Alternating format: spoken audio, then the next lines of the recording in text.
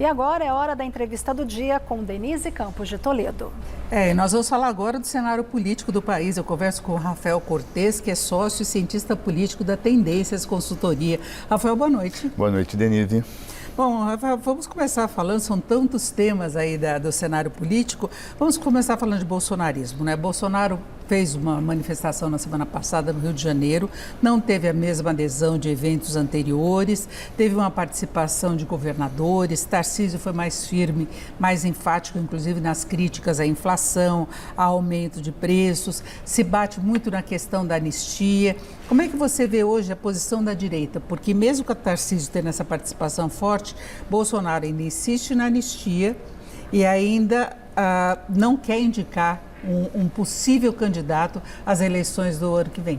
E provavelmente nem indicará, pelo menos aonde o horizonte alcança, Denise. E, de fato, o bolsonarismo e a direita está presa pela estratégia da luta política que o ex-presidente enfrenta para tentar minimizar ou, de alguma maneira, influenciar a sua batalha jurídica, né? Então ele é um líder, o principal nome da oposição, mas que de alguma maneira está travado por um problema legal e tem tudo para enfrentar uma longa batalha jurídica. Enquanto isso, trava, seja o discurso da direita, no sentido de trazer uma pauta que é mais favorável para dar sinalizações ao eleitorado que não seja tanto ligado ao destino jurídico do ex-presidente, seja do ponto de vista de formação de novas lideranças. Acho que o destaque desse encontro que você mencionou é a própria participação do governador de São Paulo, Tarcísio, que fez acenos relevantes para uma parte dessa base de apoio à direita e ao bolsonarismo em particular. Inclusive, junto à direita, ele é o melhor cotado nas pesquisas que a gente tem visto, né? Então, potencialmente,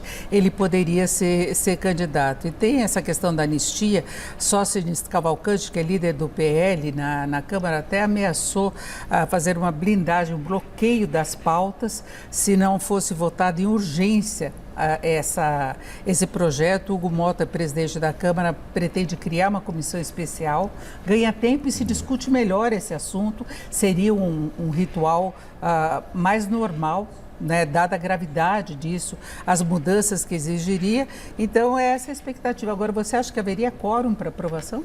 Acho que talvez no curto prazo ainda não, mas há uma chance de que isso ocorra. E acho que não é por um acaso que o Hugo Mota, presidente da Câmara, está tentando controlar um pouco o ritmo desse processo para ver se vai deixando de lado esse tema. Talvez pensando numa ideia que assim que o Bolsonaro eventualmente for condenado ou tivermos novas ações no âmbito judicial, que isso perca ainda mais força. Então acho que a estratégia daquelas forças que não podem simplesmente deixar de lado a pressão de uma parte da oposição, do PL em particular, é justamente tentar, entre aspas, empurrar com a barriga para ver se o tema vai perdendo força. Mas acho que ainda está no plano da viabilidade política, sim. Na Câmara, no Senado é um pouco mais complicado.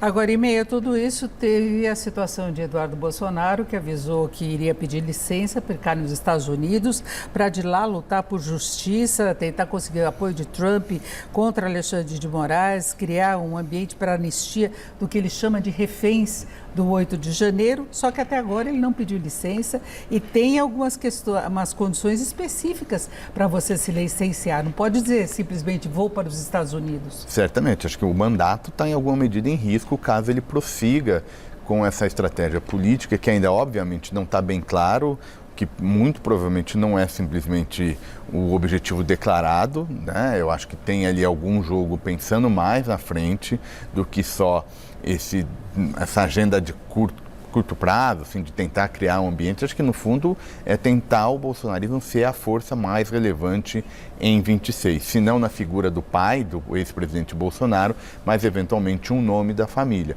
E por que essa ligação com Trump é importante? Para tentar de alguma maneira transferir o prestígio que o Trump tem junto a setores da direita para esse núcleo familiar do bolsonarismo, dado que vai ter concorrência. A gente não sabe o tamanho dessa concorrência, mas é pouco provável que sem o presidente Bolsonaro sendo o candidato formal da direita, que se consiga uma união, dado a diversidade de discursos de apoio e de lideranças, que orbitaram em torno do ex-presidente. Pode haver até alguma participação de Elon Musk através de redes sociais, como ele já fez em outros países, mas não de Trump Trump diretamente. Agora, há uma outra mobilização política também, que é a possibilidade de criação de uma superfederação PP União Brasil, que poderia ser liderada por Arthur Lira. O grupo teria 109 deputados, portanto, ultrapassando o PL, que é a maior bancada. Você acha que vinga essa federação? Tem tudo para ser. O desenho é que vingue. Por quê? Porque a gente aí não é nem tanto uma questão só ideológica, acho que ideologia é secundário, mas é tentar ficar partido maior para enfrentar essa concorrência grande. A gente tem um PL muito robusto, ocupando um lugar importante na direita, é o partido do ex-presidente Bolsonaro e, portanto, tem um ativo diferente, por exemplo, de PP e União em Brasil. À frente, daria um pouco de mais musculatura para tentar se posicionar melhor em 2026. Por quê? Porque uma série de regras estão mudando, então está ficando mais apertado, está mais difícil. A gente vai ter muita fusão partidária porque os partidos menores tendem a perder relevância. A gente já está assistindo isso, agora é um passo importante para, digamos, a direita não bolsonarista ter relevância lá em 2026. E que a questão da articulação política do governo. Foi aprovado finalmente o orçamento, vai ter o custo da liberação de emendas que estavam represadas do ano passado, a previsão de mais de 50 bilhões para este ano, e ocorreu essa votação com urgência agora, né, já atrasada, uma urgência muito atrasada, mas também depois da definição das comissões e que o PT ficou meio de lado, né? Ele até conseguiu segurar algumas que eram importantes, mas agora a grande força é PL. Grande força é a PL, a centro-direita como um todo.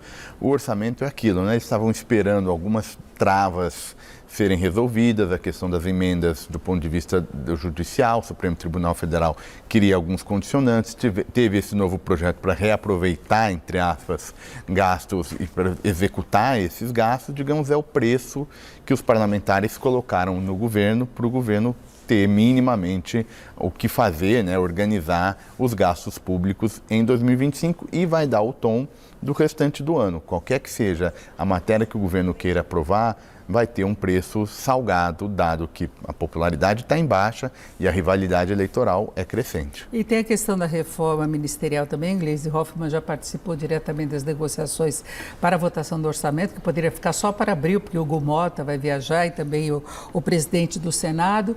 Você vê por aí algum sinal positivo ou é a questão da barganha mesmo?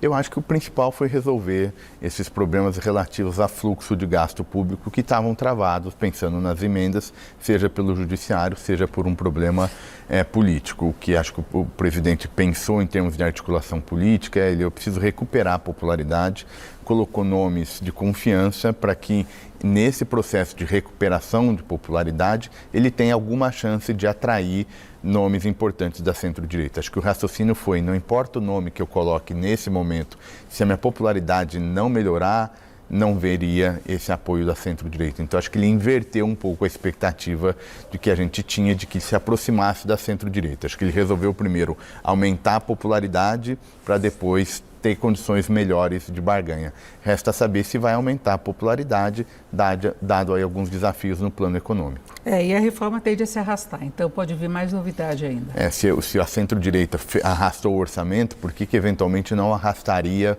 por exemplo, o projeto de tributação da renda? Então, postergando no tempo, que de fato tem esse ganho de popularidade que o governo espera com essa medida. Vai saber quando que isso vai ser aprovado? Final do semestre? Vai ficar só para o segundo semestre? Enquanto isso, o governo vai precisar caminhar em outras direções para pelo menos tentar estancar a sua popularidade. O presidente Lula não virá um presidente do tipo pato manco, ou seja, perde popularidade antes da eleição e aí já tem dificuldade de colocar uma coalizão de pé. Exatamente, conseguir se reabilitar para poder ser candidato ou indicar alguém para 2026. Eu agradeço muito a presença do Rafael Cortes, que é sócio e cientista político da Tendências Consultoria. Rafael, muito obrigada mais uma vez, uma boa noite. Eu que agradeço, Denise, boa noite. Com vocês.